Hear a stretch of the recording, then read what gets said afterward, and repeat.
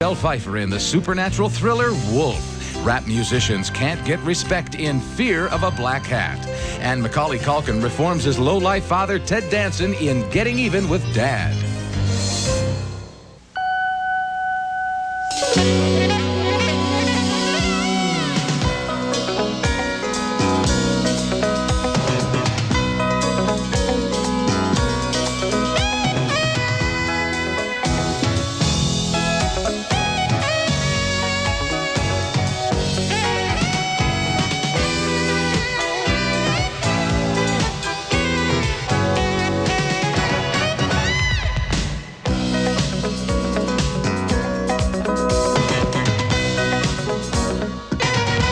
Let her rip. Not too bad. Did your father teach you that? No, Tim, he didn't. Macaulay Culkin craves the attention of his ex-con father, Ted Danson, in Getting Even with Dad, one of the big new summer movies we'll be reviewing this week, along with Jack Nicholson and Michelle Pfeiffer in Wolf. We'll also take a second look at the smash hit thriller Speed and see what message its success could be delivering to Hollywood executives. I'm Gene Siske of the Chicago Tribune. And I'm Roger Ebert of the Chicago Sun-Times. Our first movie is Getting Even with Dad, and this is the latest in an increasingly tiresome series of films trying to cash in on Macaulay Culkin without ever thinking of anything new for him to do. It's a cross between the sentimental story of an ex-convict getting to know his son again and a cornball caper involving a couple of other crooks who look recycled right out of Home Alone. As the movie opens, Macaulay's dad, played by Ted Danson, is joined with a couple of other thieves to steal a collection of rare coins. But the brainy little kid who has moved in with his dad for a few days has figured out the whole scheme and stolen the coins from them. Then he tells them his terms. Giants game, the aquarium, the museum, what? You want to go to these places? I want you to take me. I want you to pretend you like having me around for the week. If you do a real good job, Dad, I'll tell you where the coins are. After the death of his mother and the jailing of his father, little Timmy was sent to live with an aunt. Now he wants to make up for lost time and demands a week of fun like this as his price for revealing the location of the coins. Meanwhile, a female detective played by Glenn Headley is on the trail of the coin thieves, and before she quite realizes what has happened, she's grown close to both the little boy and his father. I think it is an unwritten rule in all movies like this that there is a birthday scene. For all the birthdays I missed, Tim. Getting Even with Dad is one of those movies that runs out of ideas halfway through, and so it sends everybody out to sightsee and visit amusement parks and semi-obligatory lyrical interludes so they can all become good friends. And that's supposed to be heartwarming, but then you have the caper plot and the completely unconvincing business of the policewoman falling in love with the father and son, which is totally concocted and leads to a very tricky ending that tries to explain why Danson may not be technically guilty of theft after all. I didn't believe in the movie, I didn't care about the characters, but I was kind of fascinated by the convolutions that this plot goes through. Yeah, it's a pretty bad picture. And, you know, here's where they made the big mistake. Why not realize that the real surprise or juice of the picture could have been the relationship between Danson and Culkin? Now, these are two good actors. Let them at least try to establish some chemistry on camera. Yeah, that'd be interesting. In other words, give them the scenes. Let the picture stand or fall on that rather than on all this other material, which is so familiar to us and so standard, involves no original thought whatsoever. Maybe the original conception was there, and then they said, let's bring these two crooks over from Home Alone. They put that stuff in because they don't trust the audience to appreciate any chemistry that develops between the two lead actors, and the stuff with the policewoman is absurd. I feel sorry for Glenn Headley having to play that role. Our next movie is better. It's Fear of a Black Hat, and it's pretty funny. A fake documentary about a ridiculous rap music group called NWH, which stands for something like, but not quite like, Negroes with Hats. And this movie is the black equivalent of the classic comedy This Is Spinal Tap, which was a fake documentary, of course, about a British rock group. Here, the three members of NWH explain to the filmmaker following them the meaning of their name. See, back in the days when there were slaves and stuff, they would work in the hot sun all day, you know, with the sun beating down on them, hatless. I mean, not even a babushka. Word, heads totally exposed to the sun. you know? And so by the time they got back to the plantation, from being in all the heat, they was too tired to rebel against their masters, right? So what we saying with niggas with hats is, yo, we got some hats now. Out on the street, the filmmaker, played by Cassie Lemons, asked one of the group's members, known as Ice Cold, played by the film's writer and director Rusty Cundiff, what he thinks of the recent L.A. riots. The media was trying to say that the people looting was, you know, all lazy and didn't want to work. But I tell you what, you try carrying a leather sofa all the way from like Slauson and Crenshaw down to Pico or Venice or something like that, and then going back for them matching end tables, that's some work for your ass right there. That's pretty funny, and in a PR move that goes wildly wrong, the group visits a grammar school with a rival rap group, and they end up arguing about who's tougher. What starts the fight? Ice Cold has found something incriminating in an old high school yearbook. Look at this here, prep school. Look, my man, class of '87. See, bow tie, checkered pants. He was on the Glee Club. My man was on the yearbook staff. He was a yearbook editor.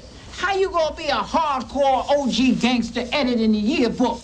That's funny stuff, but I also got a kick out of the backstage rivalries between the various acts, the various rap groups, as they're getting ready to appear in concert. It seems kind of credible what goes on. Also, another running gag is that a number of the group's managers keep getting shot. It's not highbrow humor, but it is funny, and it does poke holes in the mystique of the pompous street musicians. Fear of Black Hat gets a thumbs up from me. Thumbs up for me, too. And you might have mentioned that the reason that they always have white managers is because their managers are always getting shot, so they don't want to have a brother get shot. That's why they have white managers. You know, rap music takes itself so seriously that it's really ripe for a movie like this, just as heavy metal takes itself so seriously that it was a sitting duck for This Is Spinal Tap. The other thing that I found funny, I find it very difficult to hear rap lyrics but they made them audible here, so you could hear the parodies that they're doing of what you know the subjects are like. And they do have explanations of them, so you can follow it along. And some of the explanation, the best part of the movie are the explanations. For example, the guy explaining what the name of the group means and getting into that convoluted sociological, political theory, and it was just fun to listen to. It's a good picture. Okay, when we come back, Jack Nicholson plays a New York publishing executive who undergoes a strange transformation in Wolf. We got 5 new murders. What is there about a full moon? 7:40. Asked you to get me till 8. 7:40 at night, you dope. You've been sleeping all day.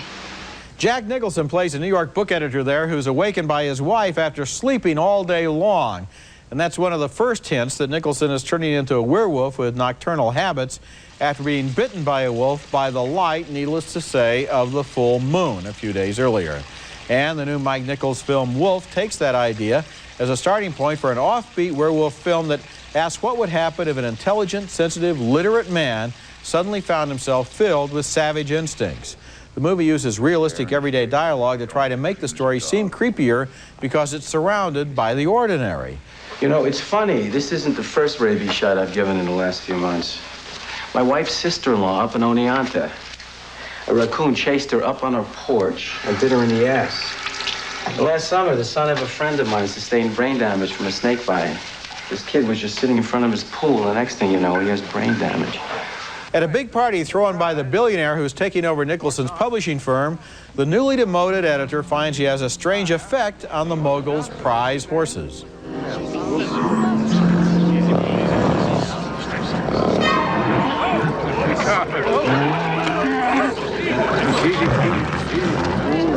As the days go by and the wolf begins to take over his body, Nicholson finds himself getting stronger and regaining his fighting instinct. Here he enlists his assistant, played by David Hyde Pierce, in an effort to open a competing firm, taking all his author clients with him. Tell him we've got enough investors to get it off the ground. 2 things. Go. How many investors do we have? I don't know. I haven't called anybody yet. But you want me to say it anyway? Yes. Second thing, is any of this true? Not yet. You're my God. Michelle Pfeiffer plays the spoiled rich girl whose father has demoted Nicholson. Any enemy of her father is a friend of hers, but besides, as he grows stronger, sexier, and more ferocious, she finds this older man increasingly attractive. It's interesting. What is it? It's good luck, John. Really? work? Wow. Today isn't turning out too bad. And the plot also involves Nicholson's bitter revenge against a backstabbing colleague at the publishing house, played by James Spader, with a kind of cool disdain that can make Spader's character so interesting. I think Nichols and Nicholson have tried something interesting here, a literate werewolf story, sort of like what Anne Rice does for vampires. But there were a couple of things I missed. In the very similar movie, The Fly, where a man fell in love with a woman while turning into an insect, there was more poignancy and also more passion than in this story. This time, the story is told more in terms of words and ideas. I know they didn't want to make a melodramatic horror film here, but they almost went too far in the other direction.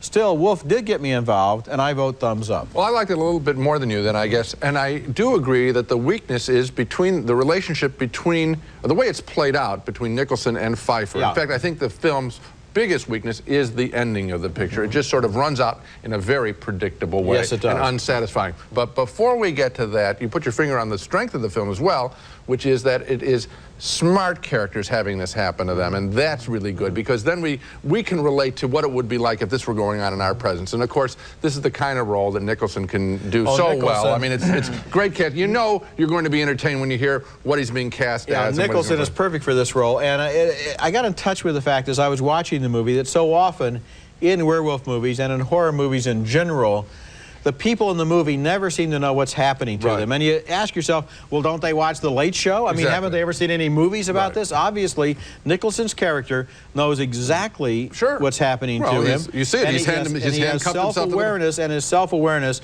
leads to some of the best dialogue in the movie. And the reason that I was disappointed with the ending is because there's a great opening scene between Pfeiffer and Nicholson where she first meets him. And remember, she's sort of disdainful of this older guy coming on to her. But then she gets attracted to him, and just the way she pats his jacket. When people see the film, it's a real fine little piece of acting. So there needs to be a better payoff. You got it. Okay, coming up, we'll take a second look at the hit thriller Speed with Keanu Reeves, and we'll ask the question, can Hollywood learn anything from its success?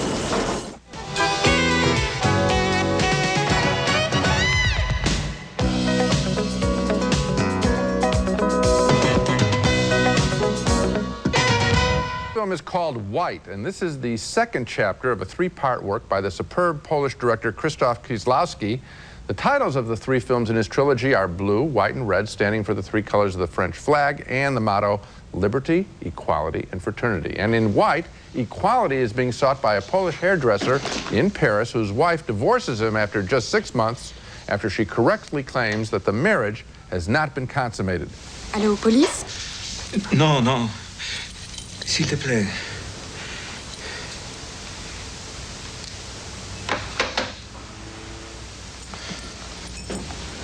His life in ruins, the hairdresser decides to flee Paris and ends up being smuggled in a trunk back to Poland. The place of Paris is just splendid.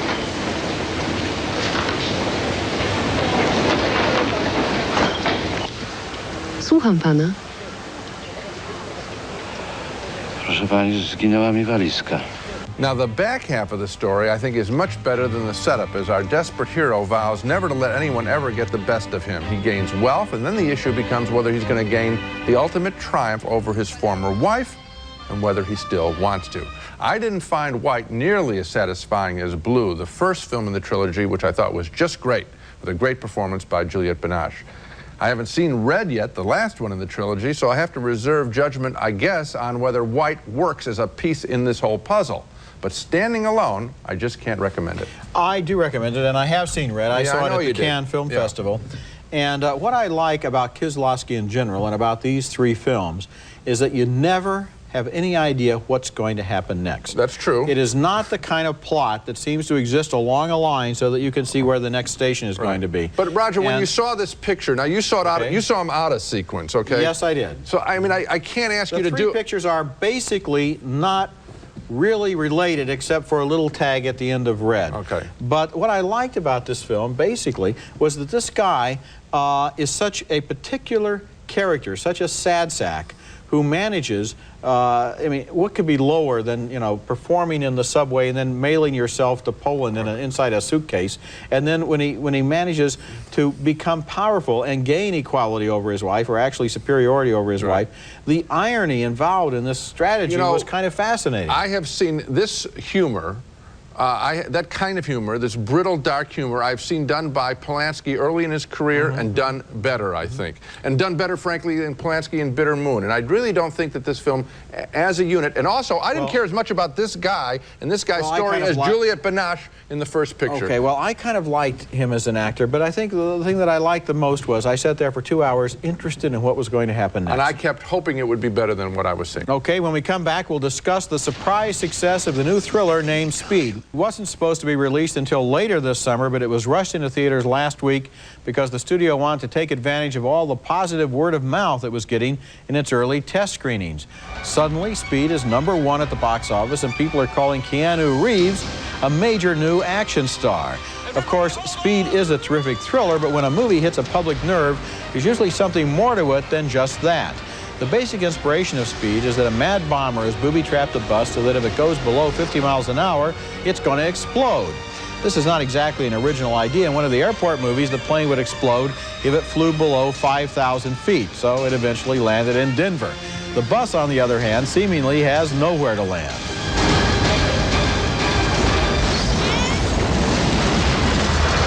Keanu Reeves plays the heroic bomb squad member who jumps on and off the bus more than you might believe and even ends up underneath it trying to defuse the bomb. Somehow the movie makes room for a relationship between Reeves and Sandra Bullock, who plays a passenger who takes over the wheel, but one key to the movie's success is that it never stops for this or anything else.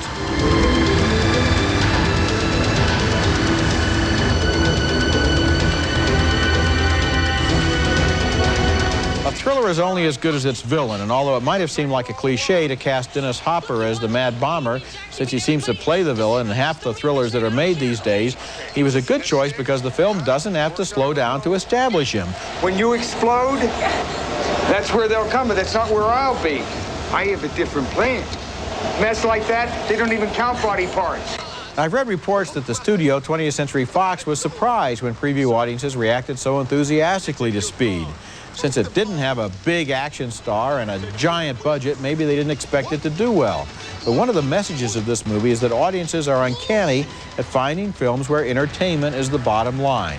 Big budgets and big names aren't always as important as the traditional Hollywood craftsmanship involved in telling a strong story with characters the audience can identify with. Of course, that's not as easy as it sounds, but director Jean de Bont and writer Graham Yost had the courage of their convictions here. Just like their bus, they kept their eye on the road, and they didn't stop for anything. I'm going to tell you one other idea that this picture's success should be sending to executives and also to screenwriters in Hollywood. And that is, don't just give us one thing in a movie. Don't set up the story in the beginning, the bus story in the beginning, and complicate it and then resolve it at the end. There are 3 sequences here. Yes. You get more than you bargained for. Now, I knew when I walked into the picture roughly what it was about, but I didn't know 2 parts to the picture were going to be there, and I'm going to leave it at that. Yeah. You get bonus stuff in this movie, and why not? What's so difficult about writing a 3-act play with 3 things going on? It is endlessly inventive. It just keeps coming up with new ways, and you think, how many different ways can they exploit each of these 3 ideas? Right. And they just keep coming up with new angles. But Roger, you know, it's so difficult to get a movie made. Why don't people try harder with the scripts they turn in? Well, why not give us more? That's what audiences are saying. This gives me more than I expected when I went to the movie, and I hope they make a couple $100 million for it. Okay, coming up next, our video pick of the week, another fine thriller made in much the same spirit as Wolf. Consideration provided by Dollar Rent-A-Car, your vacation specialist offering quality Chrysler cars, including minivans and convertibles. Land affordable rates at a convenient on-airport location in major leisure destinations in the United States.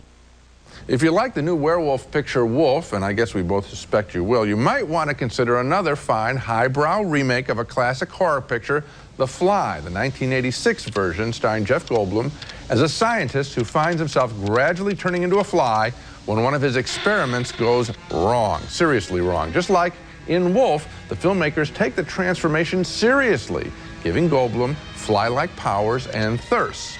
And talk about needing a sugar fix.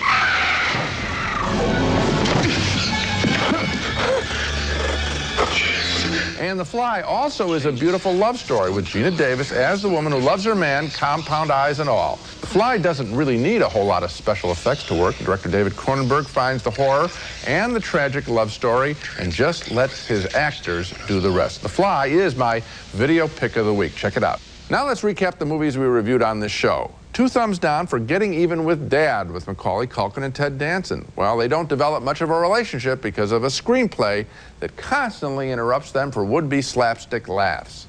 2 thumbs up for Fear of a Black Hat, the fake documentary about a rap group. This one does have big laughs. 2 thumbs up for Wolf, directed by Mike Nichols, an all-pro production with Jack Nicholson at the top of his game in a film that takes a lowbrow genre, the werewolf picture, and casts it with very smart characters. And finally, a split vote on White, the second part of Krzysztof Kieslowski's Red, White, and Blue trilogy.